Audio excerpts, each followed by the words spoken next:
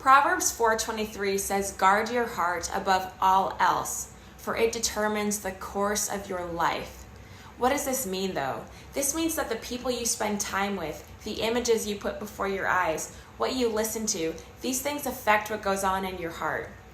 These things affect your emotions, your thinking, and ultimately they can determine the course of your life. So you have to guard these things above all else. I think guarding your heart also means being selective with who you share yourself with and how much of yourself you should share. Think about it. The people you are closest to matter. The people you share yourself with matter. The people who share themselves with you matter.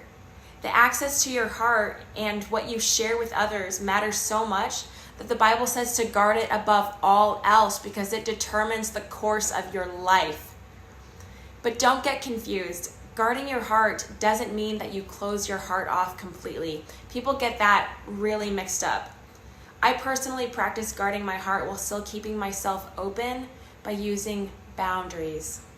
It's a beautiful word, boundaries. It helps me to guard my heart with boundaries by thinking of this kind of like a pyramid or like an airline's loyalty program, because I have a lot of experience with that.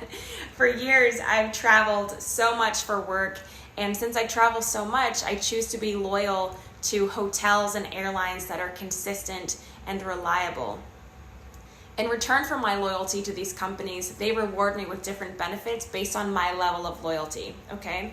And there are many different levels of loyalty, and with each new level, there is access to different benefits, okay? So my access to these benefits varies based on my level of loyalty and my level of involvement with these companies. So a random flyer who is flying with an airline as a one-off occurrence, they won't receive the same benefits as a traveler who has gold status, and that's the lowest level of loyalty with American Airlines. A gold status traveler won't have the same access as an executive platinum traveler, and that is the highest level of loyalty with American Airlines. Listen, knowing others and being known is what makes life so beautiful and dynamic, but not everyone can fly executive platinum in your life. And similarly, not everyone in your life is a one-off visitor that has no loyalty to you, okay? And so, to me, guarding my heart means assessing what level of loyalty, what level of investment or care does someone have in me. It means assessing what level of involvement do I want to have in someone else's life, because these things determine the course of my life. It means assessing how much of myself should I be sharing? What benefits of being close to me should a person have? For example, a man that I'm just friends with will not have diamond elite level access that the man that I marry will be at, right? And a man that I'm dating will not have the diamond elite access to me, right? And at the same time, a woman I just met will not have the executive platinum level of loyalty that my mother, who birthed me and raised me and sacrificed for me, is at, okay? So there are just different levels of intimacy, different levels of what you should be sharing with others about yourself. Guarding your heart is not about closing yourself off, but it is about discernment and having boundaries based on the depth of your relationships and how deep you want a relationship to be. There are people who have been with you through thick and thin, the ones who have stood by your side, offering unwavering support and love. These could be your parents, your siblings, a spouse, lifelong friends who have seen you at your best and your worst. They might have the highest level of access to your heart because they've earned it through years of loyalty and genuine care.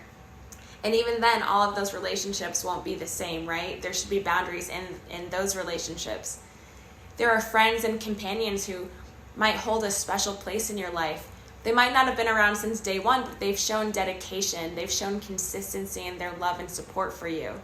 You might trust them, confide in them, and they've earned a significant level of access to your heart. And at the same time, there might be acquaintances or colleagues, casual friends, people you know within a certain context. They have some access to you, but it might be limited. Maybe you interact with them and you share only parts of your life.